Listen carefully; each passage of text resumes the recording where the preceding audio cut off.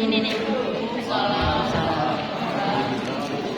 Saya perwakilan dari Korean Food and Bakery mau presentasikan bisnis kanvas punya kelompok kita. Yang pertama masalah konsumen, seperti yang kita tahu ya, sekarang perkembangan kebudayaan Korea Selatan itu semakin menyebar luas di dunia, tidak terkecuali di Garut sendiri. Remaja-remajanya kan K-popers banget gitu ya. Terus kan biasanya kalau kita nonton K-drama atau melihat konten-konten mukbang, bawaan itu kan Kabita ketika melihat makanannya. Iya, Kabita. Kabita melihat makanannya, sedangkan di Garut sendiri Korean food itu terbatas banget. Jadi yang kedua, terus yang dikeluhkan sama remaja-remaja itu kan rasa makanan Korea yang tersedia di Garut itu visualnya tidak seperti yang dilihat di konten-konten. Terus juga rasanya juga nggak autentik seperti di Korea gitu ya. Jadi masalah konsumen yang bisa kita simpulkan yang pertama adalah tingginya minat masyarakat terhadap Korean food, sedangkan ketersediaan Korean food di Garut sangat terbatas. Masalah konsumen yang kedua adalah rasa makanan Korea yang tersedia di daerah Garut tidak autentik. Visualnya pun tidak mirip seperti apa yang terlihat di K-drama maupun konten-konten mukbang orang Korea. Maka dari itu, solusi dari kelompok kami berusaha menyediakan beberapa menu Korean food, mulai dari roti, bakery atau makanan Korea lainnya. Contohnya kayak Chinese garlic bread, terus croffle. Ada yang pernah dengar croffle? Ya. Pokoknya makanan viral ala Korea itu banyak food. Terus solusi untuk masalah yang kedua, kami menggunakan resep autentik dari Korea, juga menggunakan bahan baku yang premium. Jadi makanan yang dibuatnya juga berusaha dimaksimalkan rasanya maupun visualnya semirip mungkin sama yang biasa ada di konten-konten mukbang Korea ataupun di drama-drama ya. Terus yang ketiga, indikator utama. Kami menentukan indikator kunci yaitu mengoptimalkan penjualan via toko, pertumbuhan penjualan via GoFood, GrabFood, Shopee. Juga kami berencana menyediakan stokis di kafe-kafe. Lalu mengoptimalkan e-marketing via Instagram. Lalu yang keempat, nilai unik. Nilai unik yang bisa kami simpulkan, jadi kami mengambil dari masalah konsumennya, juga ambil dari solusi. Jadi nilai unik dari produk kami adalah variasi olahan makanan Korea berbahan dasar premium dengan resep autentik Korea. Lalu yang kelima, keunggulan-unggulannya, keunggulan-unggulannya adalah kami merupakan Korean food pertama di Garut yang menyediakan makanan Korea autentik. Lalu yang keenam, kanal kepada konsumen. Kami menjual makanan kami melalui GrabFood, GoFood, Shopee Food, Instagram, WhatsApp, TikTok, dan juga stokis di kafe-kafe. Lalu yang ketujuh, target konsumen kami adalah remaja K-popers. Biasanya berusia 15-25 tahun, juga pekerja kantoran, biasanya berusia 19-35 tahun. Setiap kesimpulan, jadi target konsumen kami adalah remaja, lalu dewasa muda, dan juga orang dewasa. Lalu yang ke-8, komponen biaya, yaitu bahan baku, sewa tempat, gaji karyawan, kemasan, biaya marketing, dan juga biaya produksi. Dan yang terakhir adalah arus pemasukan. Arus pemasukan kami sepenuhnya didorong oleh penjualan produk. Sekian dari saya, terima kasih. Tepuk tangan.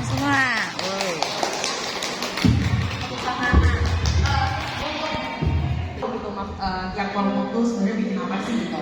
Nah selanjutnya tadi yang tercepat kedua adalah kelompoknya Pak Daset ya, kelompok donat ya Pak. Ya, nah langsung aja Pak Maju siapa yang akan presentasi? Ayo.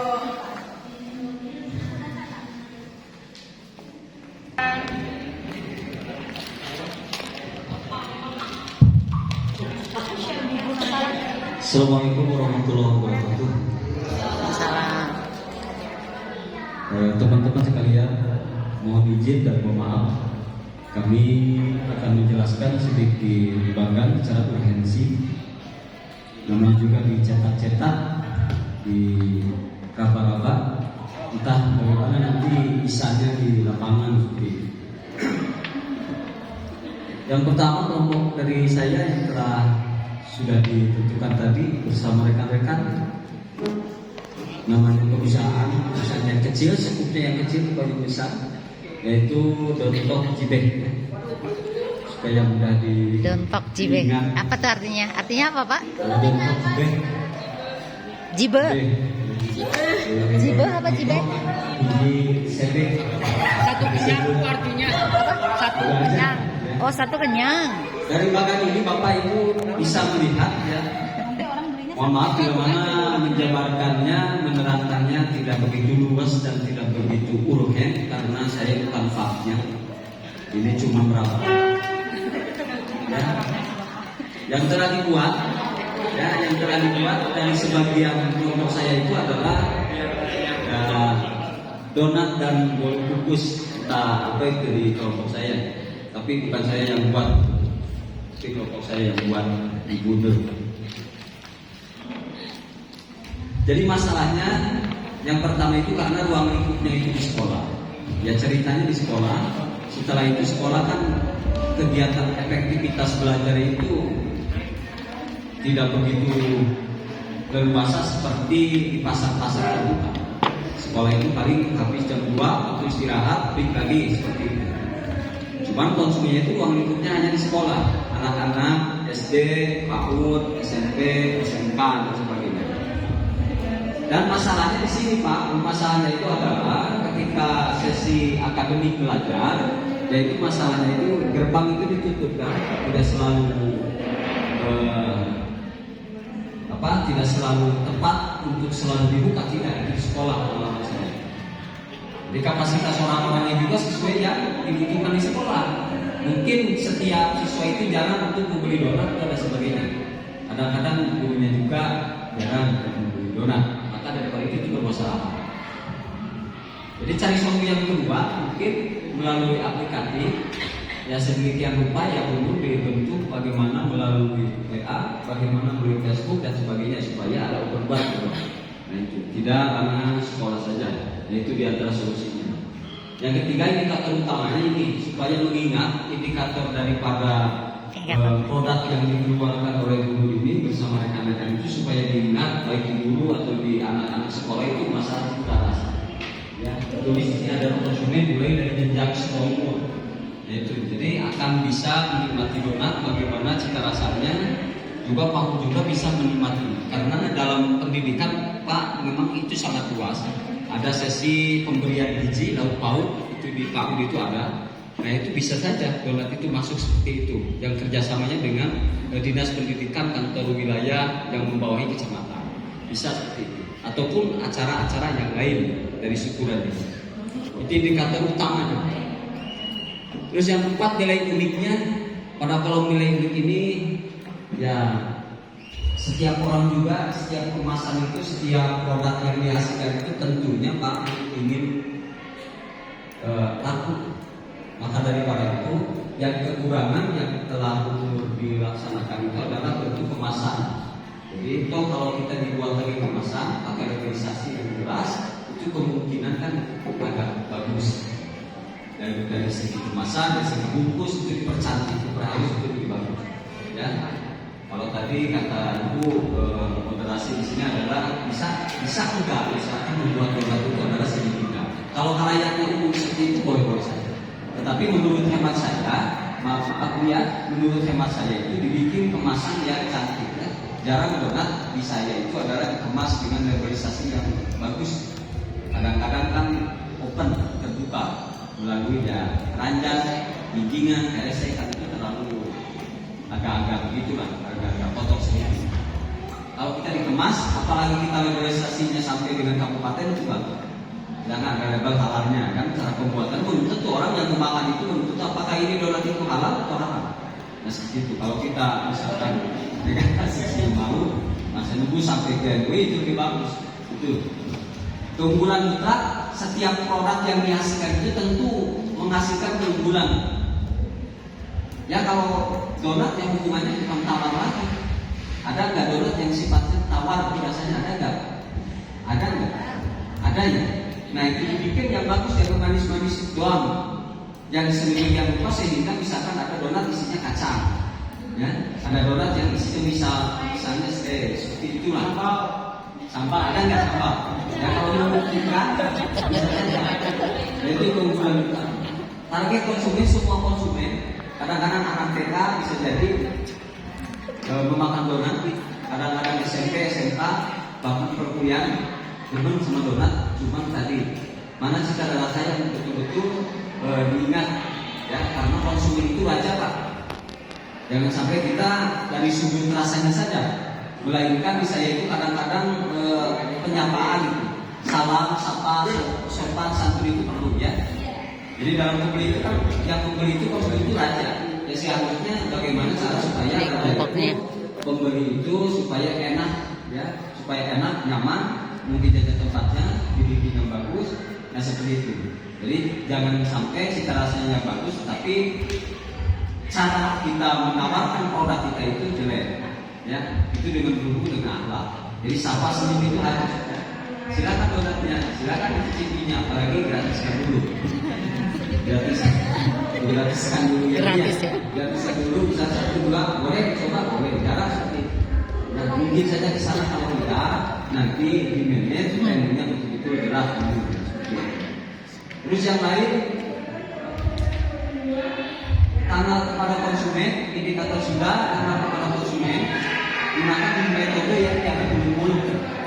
Gunakan metode yang betul-betul diingat tadi, bikin labelisasi yang bagus, ataupun misalkan cita rasa yang bagus, atau misalkan cara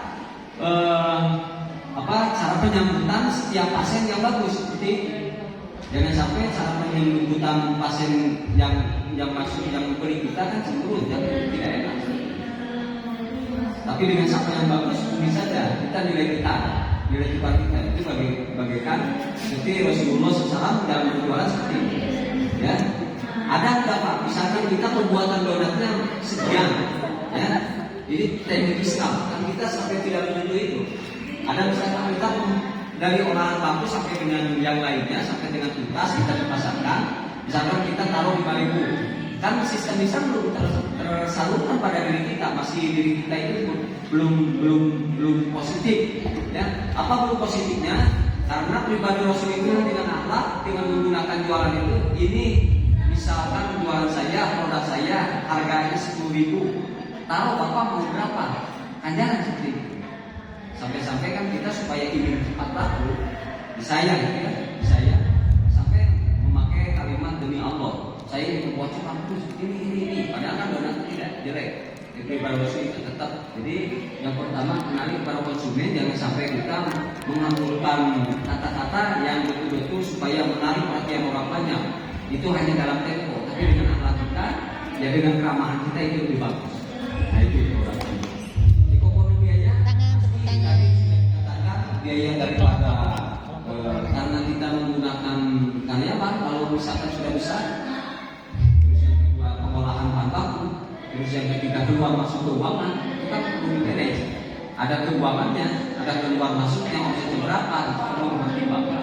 Jadi perlu dibacakan. Apalagi omsetnya yang diterima guru itu per minggu di sini adalah 500.000 per minggu. Itu sudah alhamdulillah. Kalau nanti betul-betul kemasannya, betul-betul cara penerimaan konsumennya yang baik dengan menggunakan akhlak Rasulullah, insya Allah akan lebih berkembang. Ya, ketimbang kita misalkan dengan bujukan-bujukan yang lain, tapi misalkan nilai daripada apa yang kita keluarkan itu jelek. Nah seperti itu. Nah itu rupanya. Terus yang terakhir di sini ada bagan harus pemasukan, keluar masuk, ya, cara pengiriman harus jelas, mengatur arus konsumen. Jadi kita itu harus pandai. Jadi Rasulullah SAW praktek bisnis itu antara karakteristik Madinah dengan Mekah itu beda. Ketika kita menawarkan di Madinah beda menawarkan dari Mekah. Begitu juga ketika karakteristik dari Yasrib beda dengan cara menawarkan kita di Madinah. Nah kita tanamkan ketika di Jamurang beda penawarannya di Kaleko beda. Ketika masakannya Jamurang beda dengan Kaleko beda. Ketika kita cara bujukannya beda. Nah jadi lokasi cara pengiriman, cara karakteristik medan konsumen, terus lokasi wilayah itu betul-betul dimanage. Nah seperti itu. Nah, mudah-mudahan kedepannya kita mendapatkan ridho setelah kita melakukan pelatihan dan kita itu sangat erat dengan perusahaan yang kita bawahi dan kita atur. Mudah-mudahan kita menjadi besar. Satu hal yang kita harus penting itu adalah tidak ada orang yang besar kecuali mulai dari yang kecil. Hal yang terkecil itu harus jangan sampai dia mah orang kecil nggak apa-apanya bagi gua seperti itu kan sombong. Itu perilaku bukan nabi, itu adalah iblis. Karena apa? Perusahaan kita jatuh, perusahaan kita bangun lagi karena apa? Karena dalam benak kita ada kesombongan. Setelah kita di atas jangan lupa ke bawah, padahal ujungnya di atas itu dari orang yang kecil dulu. Jadi orang besar pasti kecil dulu, ya. Mungkin misalkan dari gorengan, jualan besar kemari sampai pakai itu di saya ada, sampai pakai ketupat, bahkan sampai biru dan seperti itu kan dicibir oleh orang yang sudah maju. Itu tidak boleh. Karena apa? Karena mulai dari yang titik bawah tentunya akan kita menjadi titik atas. Mulai yang kecil pasti akan yang besar. Allah mau pikir baik. Assalamualaikum warahmatullahi wabarakatuh. Wah keren. Ini kelompoknya nih. Keren Pak.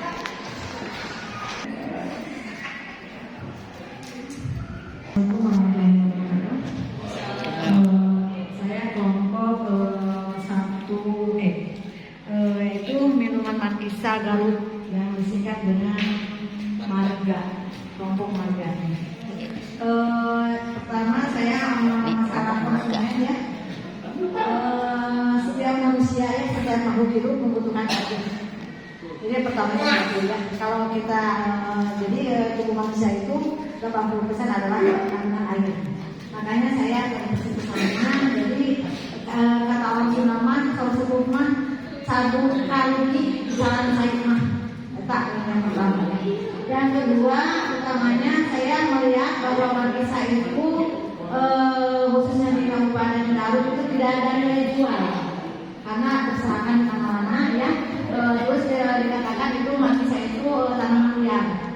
Nah setelah itu makanya saya langsung memilihkan Markisa dan dilihat bahwa kandungan Markisa itu kandungan vitamin C-nya tinggi sekali. Dan satu buah Markisa itu dapat memenuhi kebutuhan vitamin C satu hari manusia itu. Jadi untuk kebutuhan vitamin C-nya tubuh manusia itu cukup dengan satu butir buah Markisa. Itu menurut ahli kesehatan. Ya. Terus untuk daya tahan tubuh juga bisa, karena kan vitamin C itu untuk daya tahan tubuhnya. Biar manusia tidak boleh, yang tadi ya manusia tidak boleh kekurangan air. Gitu. Terus solusinya mengembangkan minuman Markisa itu karena Markisa itu rasanya itu asam kan. Jadi segar kalau kita lagi misalkan pusing ya hari ini minum Markisa insya Allah segar dan dapat juga meredakan kalau kita lagi batuk bisa diredakan sama Markisa dengan diseduhnya sama air hangat apalagi tambah madu ya. Terus saya mengembangkan minuman Markisa karena minumnya segar. Solusinya yaitu bervitamin terutama bervitamin C tinggi dan vitamin A.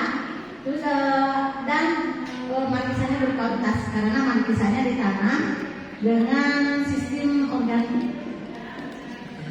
Terus nilai uniknya Markisa itu minuman Markisa itu warnanya markisa, jadi nggak pakai pewarna, jadi itu kuning oranye.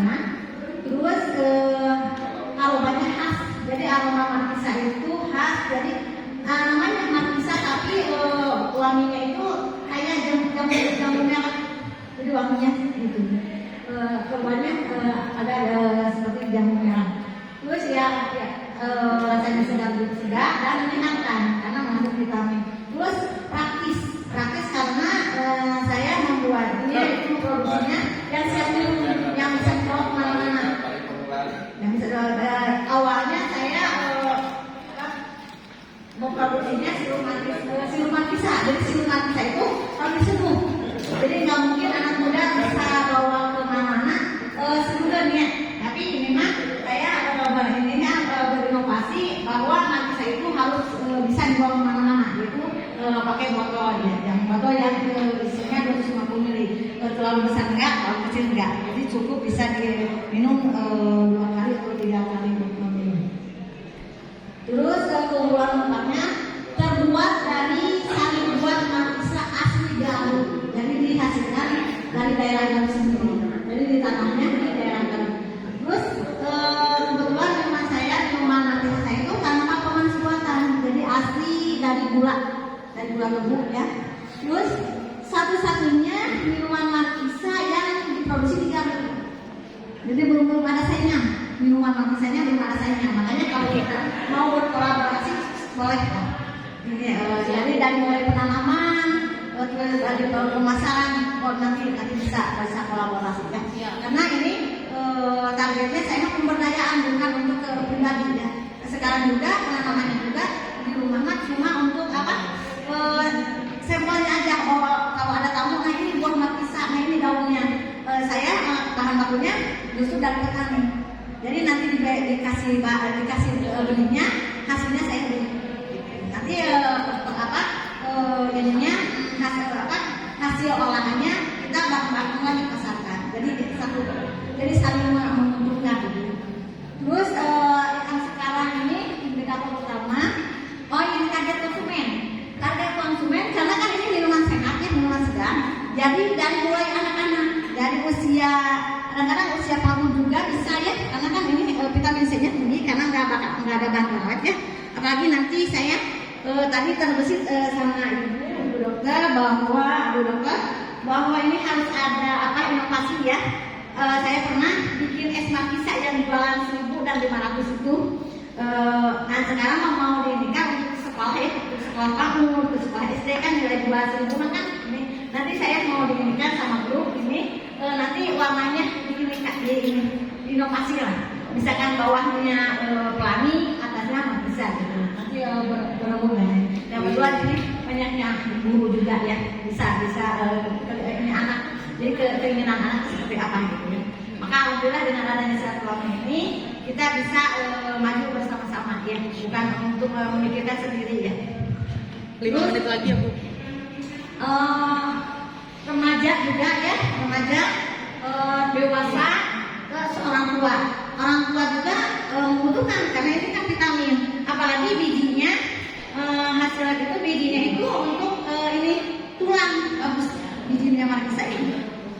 Kalau ini nanti kalau misalkan ada yang menanam buah markisa, bijinya juga nggak usah dibuang, jadi yang untuk konsumsi sendiri mah minum aja gitu konsumsi aja.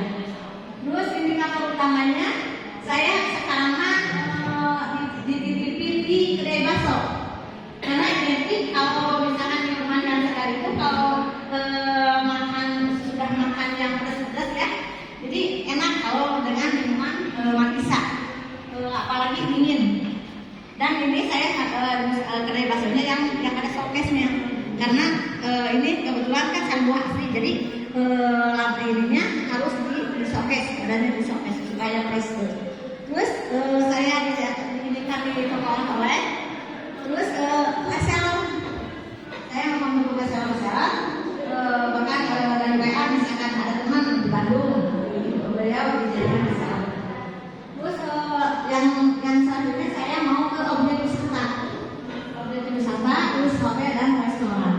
Ini PR untuk kita semua ya, mudah-mudahan markisa itu jadi unggulan teman Garut ya.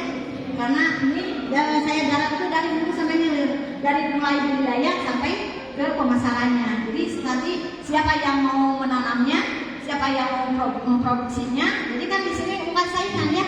Nanti kalau lebih banyak orang yang menanam markisa dan banyak yang memproduksinya, terus banyak memasarkan, ini nanti akan jadi besar. Jadi ini menjadikan bisnis berjemaah ya. Insya Allah nanti.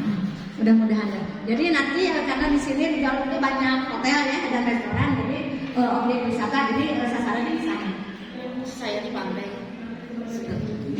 Terus kena kepada konsumen yaitu saya mau bikin sebentar ini kan saya belum punya kedai ya, kedai markisa, jadi langsung di rumah produksi aja. Jadi kedepannya mau bikin di kedai markisa, terus grab food, restoran dan distributor. Harus ada distributor. Karena selain minuman yang siap minum, yang siap tadi ada juga yang sirupnya, yang oleh dibawa.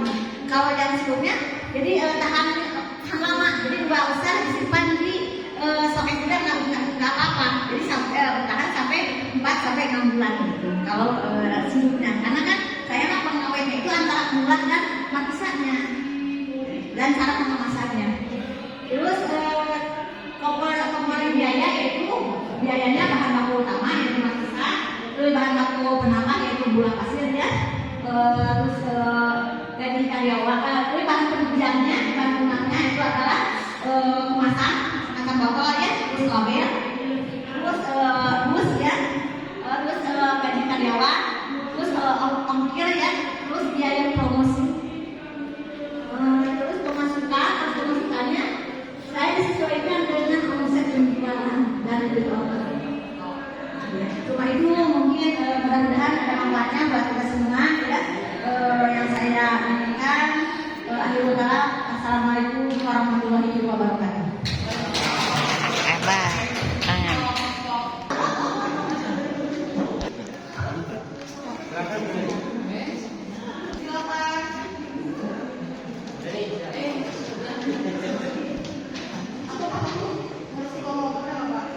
Assalamualaikum warahmatullahi wabarakatuh. Kami dari namanya toko ya, oleh toko Montana Cake and Bakery atau disingkat Monkey atau okay. Untuk produk yang kami produksikan untuk jual itu onde-onde ketawa dan brownies sebenarnya. Barangkali itu keganti.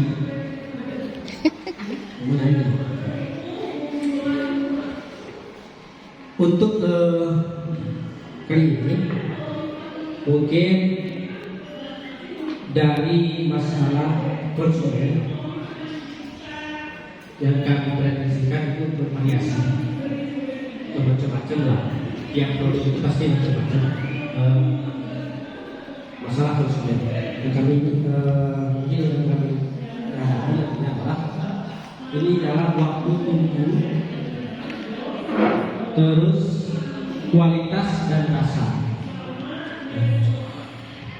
Biasanya untuk setiap produk ini pasti dikaitkan dengan waktu tunggu. Ini yang dimaksud dengan waktu tunggu itu waktu pembuatan ketika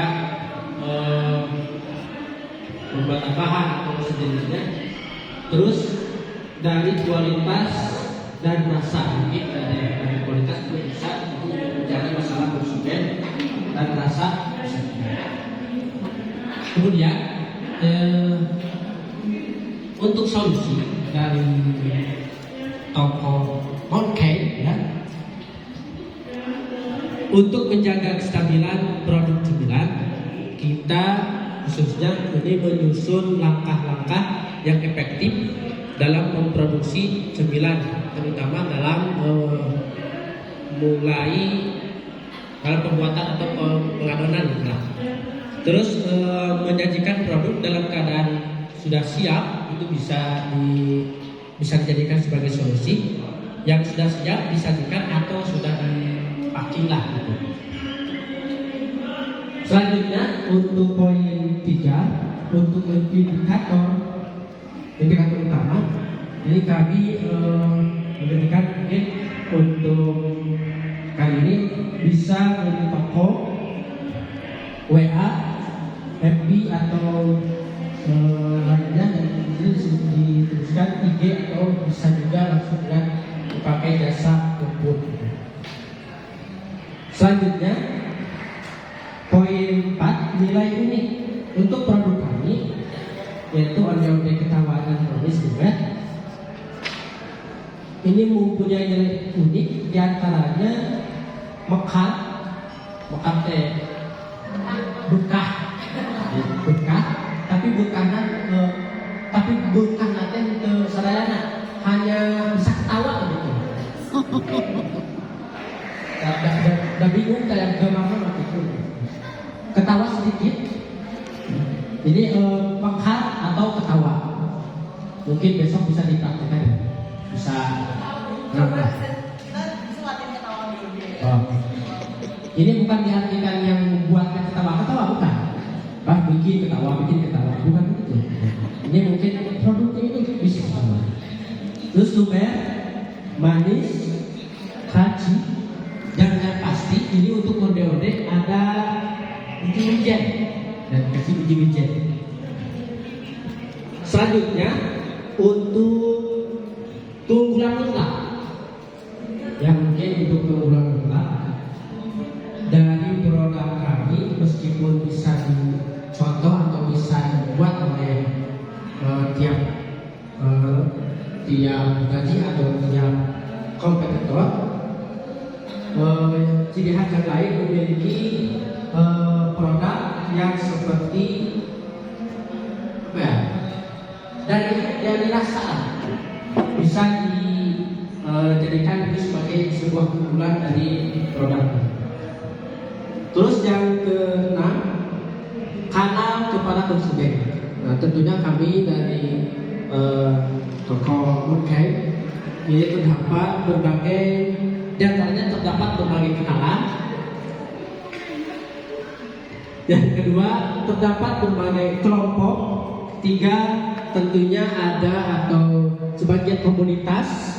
Yang keempat, tentunya untuk zaman digital ini medsos sosial. Terus toko atau yang lainnya.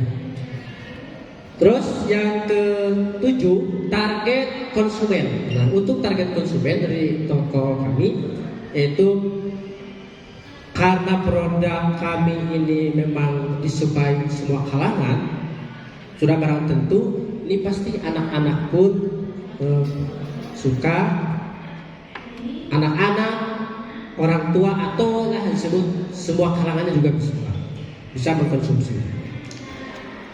Terus yang ke-8 untuk komponen biaya, yang pastinya ini dari kedua produk kami ini beda-beda untuk komponen biayanya. Yang pertama onde-onde ini memerlukan diantaranya margarin, gula pasir, telur, vanili, terigu, baking powder dan lain-lainnya. Terus yang brownies hampir sama, namun ada sedikit yang tidak termasuk dalam pembuatan onde-onde. Terus yang terakhir, arus pemasukan. Nah, untuk arus pemasukan ini memang dilihat dari Jadi produk kita ya dalam arus pemasukan yang memang dilakukan identifikasi komponen-komponennya, baik arus biaya pengeluaran atau pemasukan produk yang kami sajikan. Mungkin itu yang dapat kami sampaikan. Soalnya untuk bertuanya juga.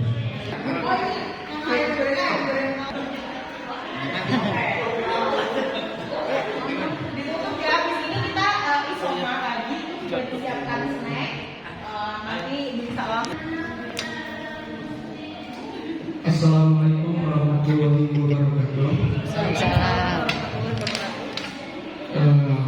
Kami dari tim Remaco yang membuat alat yang membuat toko pelajar.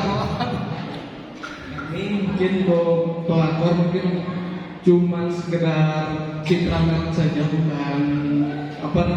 bukan sikap atau perilaku seorang pelakor.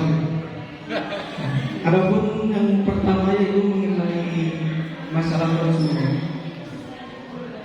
banyaknya sekarang ini yaitu kebanyakan yang bekerja itu adalah ibu atau seorang istri dari zaman sekarang itu. Jadi sehingga waktu istri tersebut untuk membuat makanan, untuk membuat masakan untuk keluarganya itu menjadi kurang waktunya, sehingga tidak sempat untuk membuat hidangan untuk keluarga. Dan juga untuk masalah kedua yaitu untuk meringankan pekerjaan ibu rumah tangga.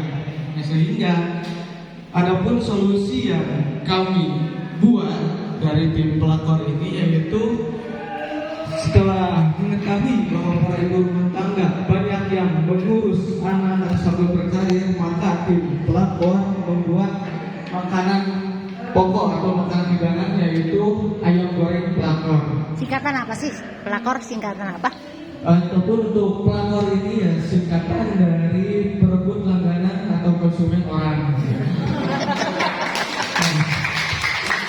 Jadi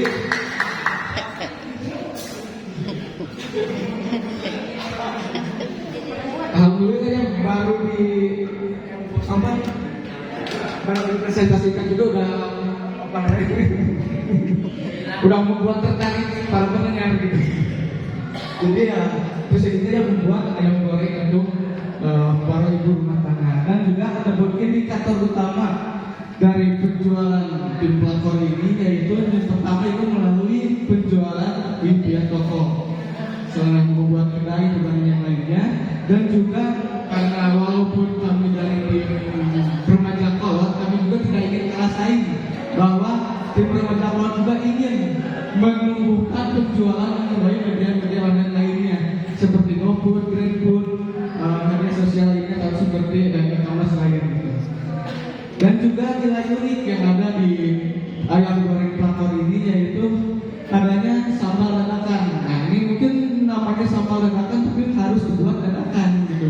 Tidak namanya sambal dadakan tapi atau banyak yang membuat sambal dadakan tapi sambalnya itu sudah jadi dan sudah dituangkan dalam tempat wadah, tapi kita membuat sambal secara dadakan, secara langsung gitu. Dan juga ada variasi sambal lainnya yaitu seperti sambal terasi, sambal hijau, sambal merah dan juga sambal lenca. Dan ada menu spesial yang ada di ayam goreng pelakor ini adanya ada ayam rujak gitu. Ini adalah nilai unik yang ada di ayam goreng pelakor. Adapun keunggulan lengkap yang Ini tim pelakor. kita miliki yaitu kita memiliki sumber protein hewani yang secara langsung diambil dari peternaknya. Nah, kenapa? Gitu karena ya mungkin karena banyak orang-orang yang memberi stigma-nya mungkin ini mah hewannya mungkin ayam mati dari kemarin kalau tapi kita namanya keren, tapi kita ya langsung memberinya langsung dari peternaknya. Dengan mungkin dengan membuat seperti gambar atau spanduk dengan kita langsung di peternaknya dan seperti itu yang disimpan di depan toko gitu. Supaya kita menumbuhkan citra merek dan juga sumber bahan baku yang langsung dari petani. Itulah merupakan keunggulan mutlak. Adapun kalau kepada konsumen kami yaitu menggunakan media offline dan juga online ya, seperti GoFood, GrabFood dan juga sosial media lainnya. Dan juga target konsumen. Adapun target konsumen mungkin ya yang namanya ayam goreng pasti mulai dari semua kalangan, mulai dari anak-anak, remaja, dewasa dan juga lansia, pasti yang namanya ada yang suka makan ayam goreng. Adapun komponen biaya yaitu mengenai sewa tempat, bahan baku, upah tenaga kerja, biaya promosi dan juga biaya operasional. Dan yang terakhir yaitu arus pemasukan. Nah, yang paling pokok yaitu bagian dari hasil penjualan. Dan yang kedua yaitu walaupun kami dari Remako, kami tertarik dari live streaming sosial media, banyak yang mengirimkan gift, mulai dari bukan banyak yang melihat mungkin bapak ibu banyak yang punya Twitter atau sosial media lainnya, banyak yang live streaming, misalkan atau mandi lumpur, nah inspirasi seperti itu, walaupun mandi lumpur tapi banyak gift. Nah di sini kami melakukan live streaming yaitu dengan memasarkan atau promosi produk ayam goreng pelakor ini, sehingga ya selain dari hasil penjualan kami juga mendapatkan gift dari para penonton gitu. Mungkin itu yang bisa saya sampaikan mengenai ayam goreng pelakor. Wassalamualaikum warahmatullahi wabarakatuh. Wah, tepuk tangan. Ini tim pelakor ini. Pelakor ini pelakornya, Bu. Terima kasih semuanya.